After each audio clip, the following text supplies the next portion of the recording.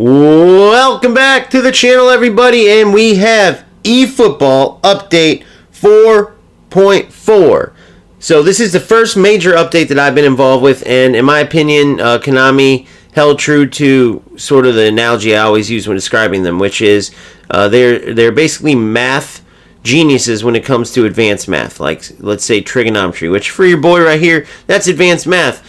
They're geniuses, they're masters of it. But when it comes to like times tables, they can't do them. It's like a rare disease where they do some incredible things, but then at the same time they do some extremely stupid things. And that's what I would call this version 4.4 update. It has some great things and then some stupid things. So let's start off with a positive off the pitch, and that is crossplay. It is almost like perfect timing, because just as I've been planning and announcing that at 1,000 subscribers, if God willing I hit it, then we will start the OG FC leagues and tournaments. Ton of different prizes I've planned, but the reason why I need 1,000 is because that's when I start getting into AdSense, and that will be absolutely necessary because I simply need to upgrade, right? You guys have been awesome supporting the limited detail in the videos I provide, but it's just that it's limiting. So the money from AdSense, from the added, I guess you could call it, assistance from YouTube, once I hit that last threshold that they have,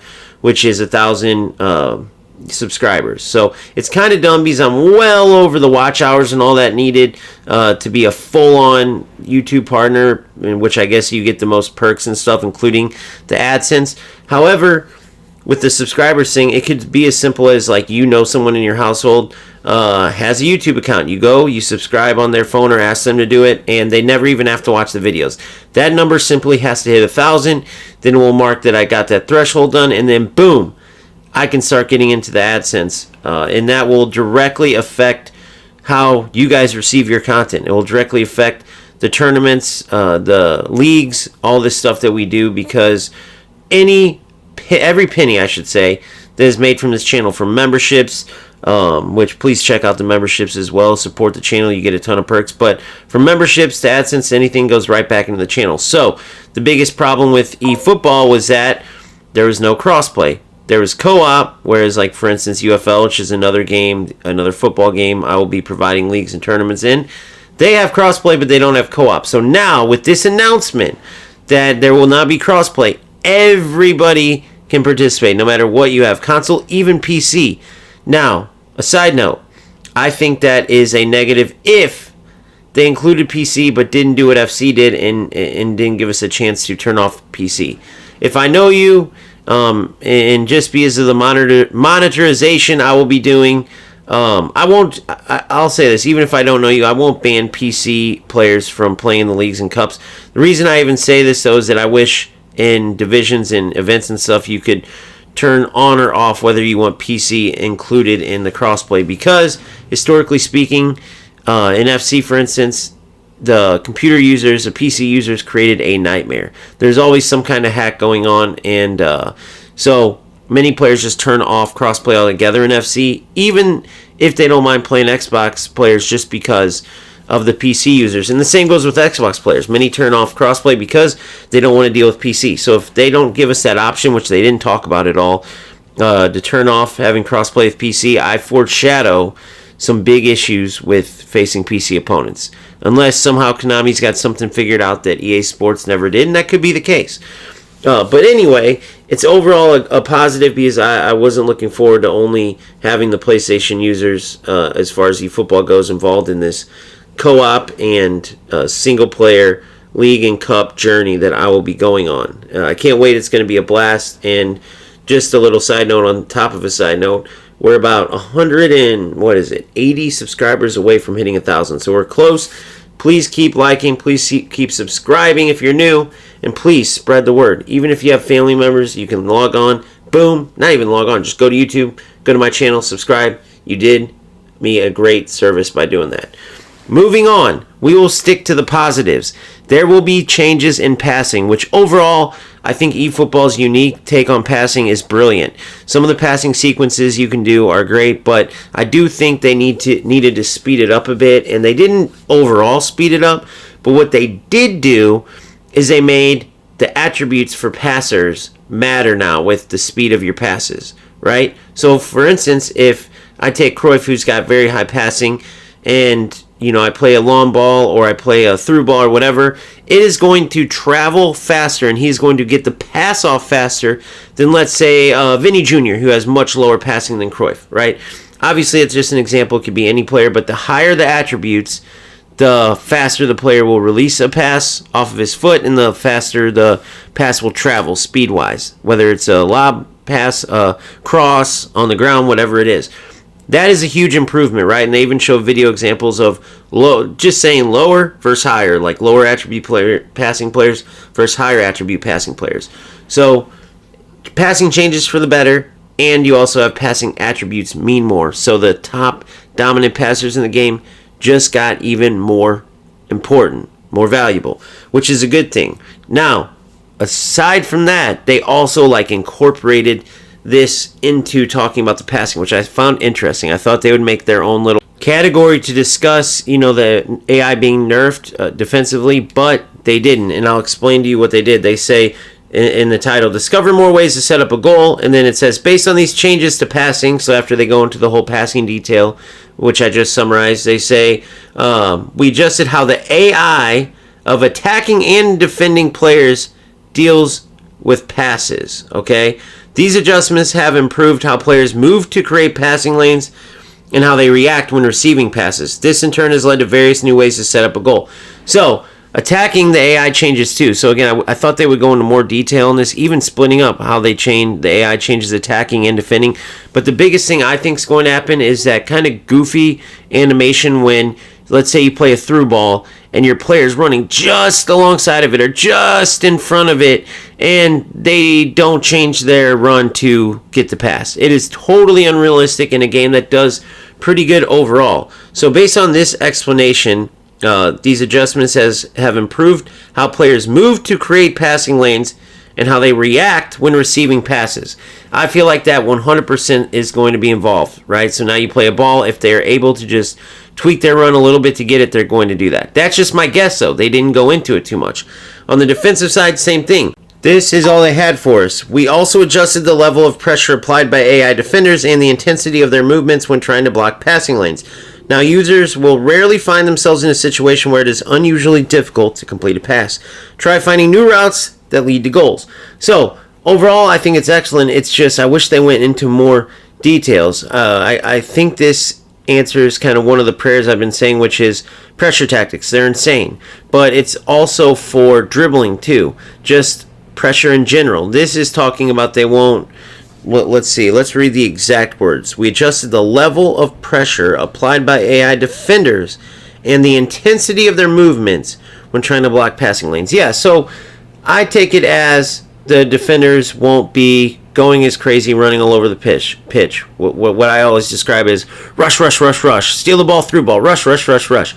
The rush, rush, rush, rush part is what I think will be slowed down, which could also be good overall for dribbling for just players that lack skill and try to make up for it by just running their players at you 100 miles an hour, so you either dribble into them or pass into them. So that is another very good thing. Now, let's get into our first negative, which is they added Smart Assist, the dumbest mode or addition or feature, whatever you want to call it, the dumbest thing ever added to any football game, any game period, and it up to this point was only available in events, which I still thought was dumb.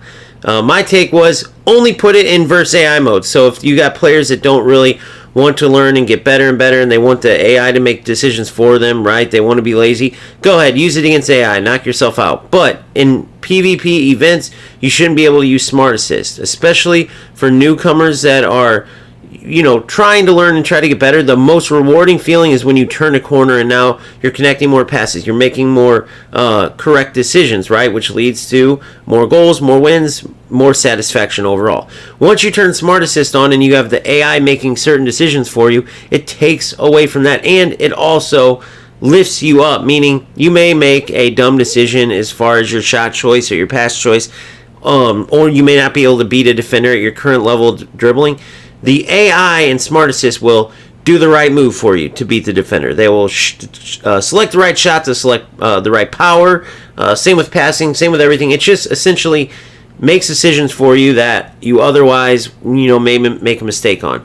You'll see where you go to make a regular pass and boom, they change it to a stunning pass.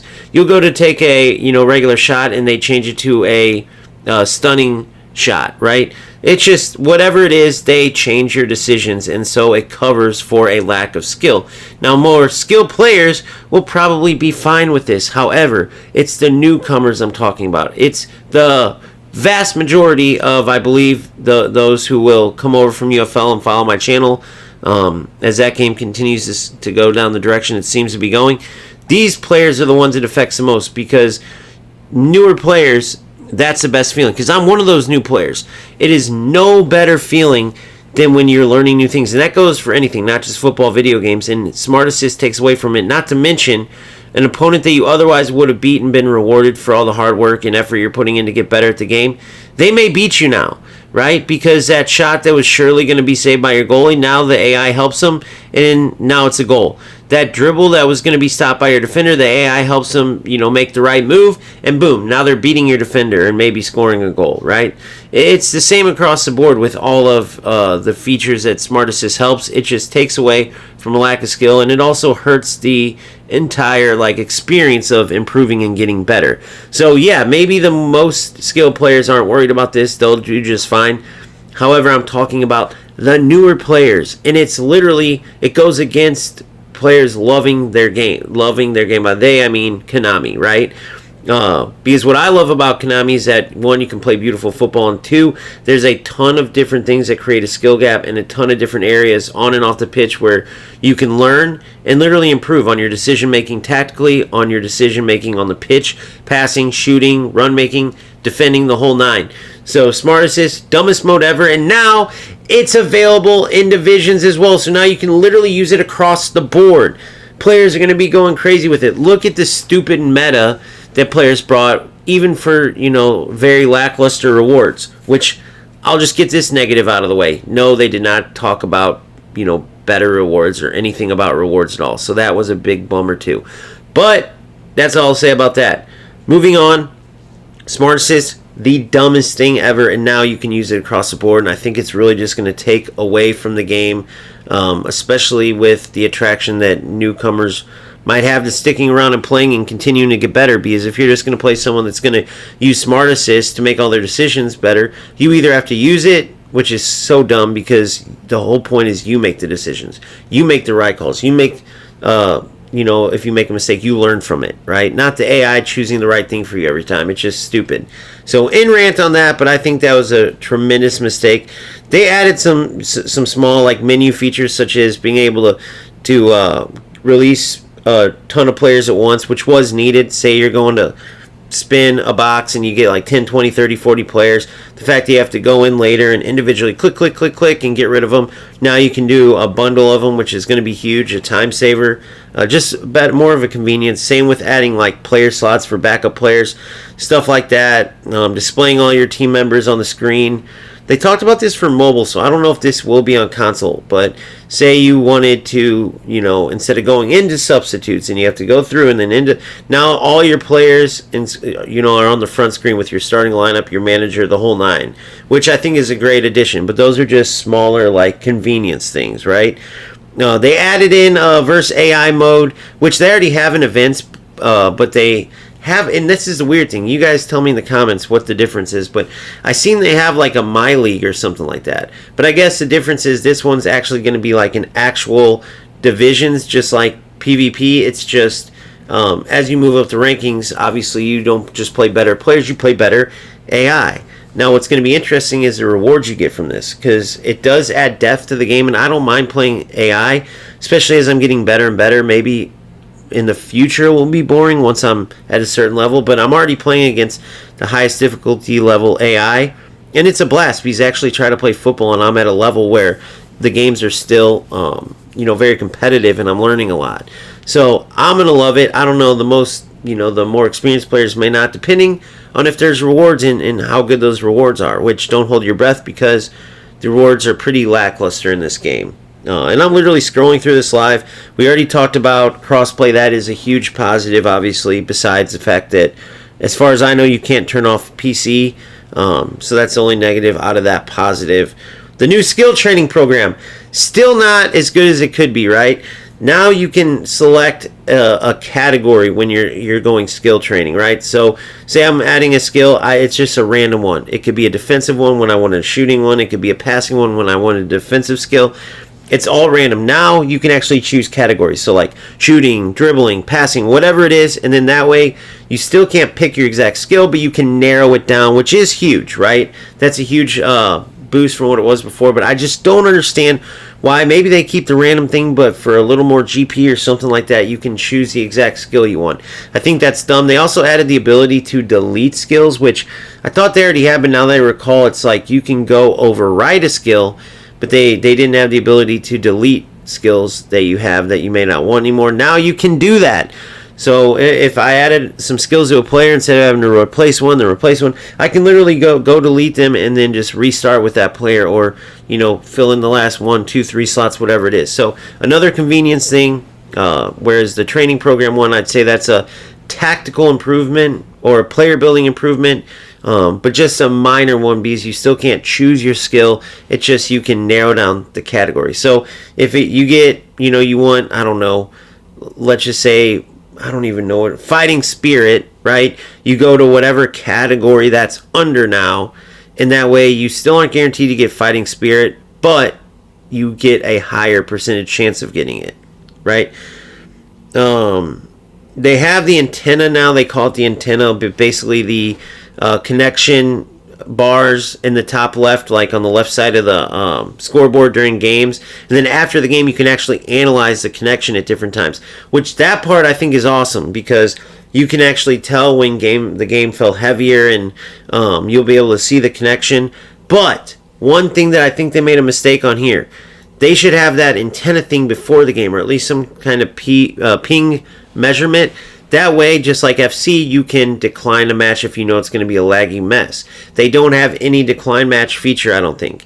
And by the way, I care about the ping before the game if you can do that. If not, I like the little graph at the end so you can see when there is lag and try to compare it, or like watch the game back and know when there is low points and see how laggy it was, how delayed it was, see if it maybe added to mistakes, because there's a lot of games where I feel like that's the case, but I have no way to really tell. It's just based off if I can see it or not, the lag or the delay. Now, having that measurement, I mean, I wish FC had that. However, if you can't decline certain matches because it's going to be heavy gameplay, I think they dropped the ball there, right? And that's pretty much everything as I scroll through here. So I said earlier, before I knew that the passing and the AI changes they made, I guess you could say nerfing AI pressure and then boosting passing importance and passing mechanics, right? Or I guess speed of passing would be part of passing mechanics. But either way, you get what I'm saying. When I didn't know they had that part, I knew they had everything else. I gave the update a C, right? Because there wasn't enough on-pitch changes. Now that I know about the passing and the AI changes, I moved that from a C to a B. But why a B? Why not higher? Well, because, again, they did some really dumb things. The biggest dumb thing that they did was the Smart Assist. I think that is so silly that they added that now to divisions. I wish it was the opposite. I wish they took it out of everything. Like, okay, go ahead, we'll keep it in so you can use it versus AI, or even take it out there. Let the players take their time to learn your game. Let there be a big skill gap as players are moving up the ranks. Smart Assist takes some of that away. It allows laziness. It promotes lower skilled or no skilled players being able to still compete. So to me, it just backs up my theory that Konami feels they have lower skill level players overall, and that's who they have to cater to keep the players happy. It's the only thing I can think of, because for me, it's the worst thing in the world. So that's why I didn't get a higher grade. I wish there was more, like I said, the ability to decline a match if it's going to be laggy, the ability to not accept a PC, cross-play mode, like only accept Xbox, which, who knows, we'll have to see if they have that or not, like FC. I feel like they would have talked about it, though, if they were going to have it. The skill training was improved, but not all the way improved, right? Let us select a skill training program, or keep the random one, but add in a different place where you can, choose the exact skill. Same with boosters, same with all that stuff. I wish I would have seen more on-pitch changes, preferably in the AI department. Maybe there's more than it explains, though, right? We'll have to see. But I do feel like if they nerf the pressure tactics overall, maybe this is the answer. Then quick counter will be more viable as a regular formation and less OP for the Rats. So that's just what I can hope. That's my take on the breakdown. I do look forward to continuing to improve at this game. It's not like this update chased me away. Like I said, there's some great stuff, but some terrible stuff. So leave in the comments what you think. I can't wait for tomorrow to get on and try it and see what new players we have in store. I heard possibly Ronaldinho. Is that true? Let me know if so. I'm going to be digging in for him. You better believe it. He's one of those rare players. My team's pretty much set, but you can't skip out on a Ronaldinho. That's pretty much going to be my gig from now on, unless it's a phenomenal, game-changing player that I love. I don't really need to spin for anything. So if it's Ronaldinho, though, I can tell you I will be spinning. Thank you for watching. Keep grinding. Keep having fun. I will see you on the next one. Peace.